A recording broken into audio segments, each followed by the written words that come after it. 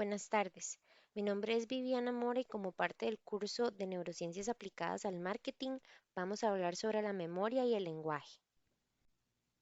La memoria es un sistema funcional complejo organizado a diferentes niveles, activo por su carácter y se despliega con el tiempo a través de una serie de eslabones sucesivos. La memoria es también un proceso neurocognitivo y como tal no se encuentra en un lugar determinado de la corteza del cerebro, sino que actúa como un sistema funcional distribuido dentro del mismo. Esta se conoce también como un fenómeno personal e intransferible. Normalmente se habla sobre la semejanza entre memoria y aprendizaje. Estos dos términos están relacionados, pero no se refieren a un mismo concepto. Porque, mientras que el aprendizaje es el proceso a través del cual se adquiere nueva información, la memoria es la conciencia y la exigencia del aprendizaje, es decir, la persistencia del mismo. Una persona puede aprender a realizar un trabajo, pero hasta que los efectos de ese aprendizaje no son duraderos, no se reconoce que ha aprendido ese nuevo trabajo. Se considera que una información está consolidada cuando está permanentemente fijada un tiempo después de haber sido registrada y puede ser evocada a voluntad. El problema está en saber dónde y cómo está fijada, si está fijada en un marco representacional o si está distribuida en un sistema funcional cerebral. Con respecto a la información, según la psicología cognitiva clásica, esta pasa por tres estados: el almacenamiento sensorial o memoria sensorial, el almacenamiento a corto plazo o memoria a corto plazo y el almacenamiento a largo plazo o memoria a largo plazo. La memoria sensorial se trata del primer proceso que convierte a un estímulo en una sensación y lo retiene por un corto espacio de tiempo. Ahora, con la memoria a corto plazo, esta también se llama memoria primaria. Es una memoria activa y memoria de trabajo, y es un mecanismo de la memoria que tiene una persistencia limitada, ya que su duración está entre los 15 y los 30 segundos, y tiene además una capacidad limitada.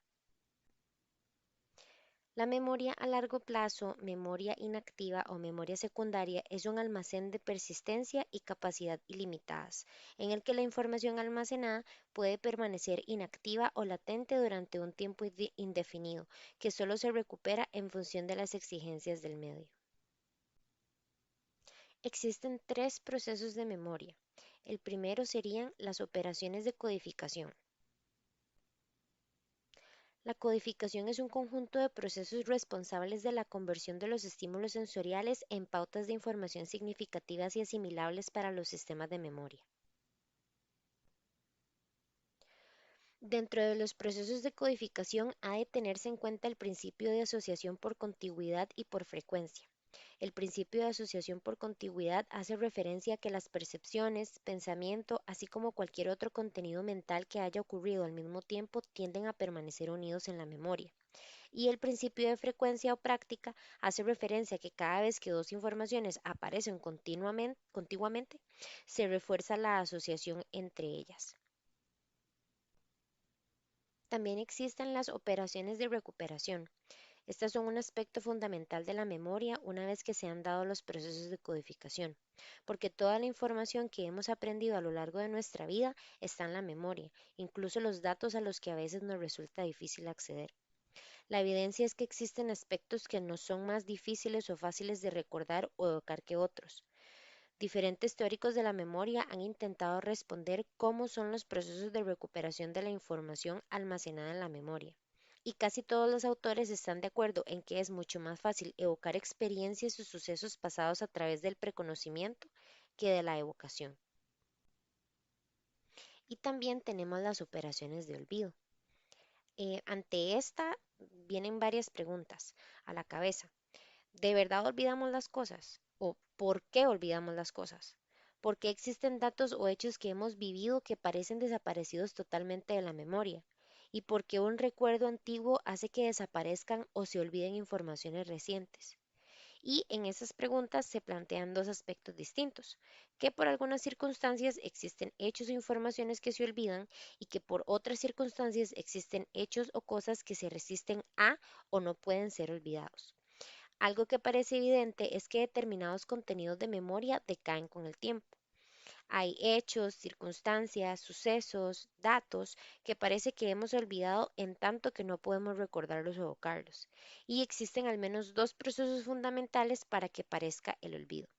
El desuso, es decir, los procesos de memoria hacen su propia selección del material del que debe deshacerse y evidentemente se pierde aquel que menos se usa, es decir, o lo usas o lo pierdes. Y también las interferencias entre las memorias, que es algo más que el mero paso eh, del, del tiempo y se da cuando una información nueva es mezclada con otra previamente conocida.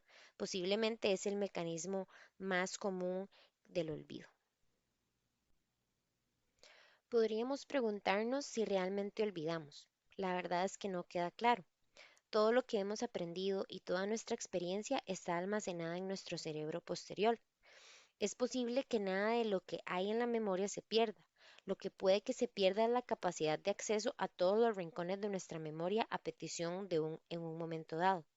La idea de que realmente hay olvido, es decir, pérdida de una información almacenada, implica que de alguna manera se pierden las conexiones neuronales que se establecieron, pero puede que, asimismo, el olvido no sea más que un debilitamiento de la conectividad que necesitará de claves o eventos especiales para producir el recuerdo o la evocación. Sin embargo, para explicar por qué algunos contenidos de la memoria se resisten a pasar al olvido, se ha propuesto la existencia de una inhibición proactiva. Es el caso en el que una vieja respuesta emerge y se impone a la nueva que llega, posiblemente cuando menos se la espera. Lo que también parece claro es que el olvido, asimismo, está relacionado con factores emocionales. Ahora introduciremos un concepto importante que está relacionado con la memoria. Este es el lenguaje. El lenguaje es la facultad del ser humano de expresarse y comunicarse con los demás a través del sonido articulado o de otros sistemas de signos. El estudio del lenguaje es un tema ineludible dentro de una psicología y una neuropsicología cognitivas, ya que su papel es fundamental en la comunicación y en la formación de la conciencia. El uso del lenguaje sitúa al hombre en una posición que le permite trascender las cosas que suceden a su alrededor, traducirlas a un código especial general y a la vez particular que le va a facilitar el poder entender lo que sucede, así como manejar, manipular y transformar los acontecimientos. La formación del lenguaje durante el proceso de desarrollo social facilita al hombre, además de un método de comunicación, un instrumento nuevo para ordenar sus procesos mentales. El hombre dispone no solo de un conocimiento sensorial, sino también de un conocimiento racional, por lo que tiene la capacidad de penetrar más profundamente en la esencia de las cosas de lo que le permiten los órganos de los sentidos. Las características del lenguaje son las siguientes. A. El lenguaje hablado es un proceso mental superior y por lo tanto tiene todas las características de tal proceso. B. El lenguaje es el más fácilmente influenciable de los procesos cognitivos. C. El lenguaje puede ser excitatorio o inhibitorio como estímulo. D. El lenguaje tiene tres dimensiones. Es una forma de comunicación social, es un instrumento para la actividad intelectual y es un método de organización y regulación cognitiva. Y E. El lenguaje se puede dividir en lenguaje impresivo o decodificador y en lenguaje expresivo o codificador. El lenguaje impresivo es el lenguaje receptivo o la percepción de los sonidos del lenguaje, el sentido del lenguaje desarrollado y la comprensión del significado de la palabra o de la frase. Puede entenderse que la lectura es una forma especial del lenguaje impresivo. Y el lenguaje expresivo o codificador es aquel que incluye la codificación de los sonidos verbales, la pronunciación de las palabras o fases y el lenguaje desplegado del paciente. Puede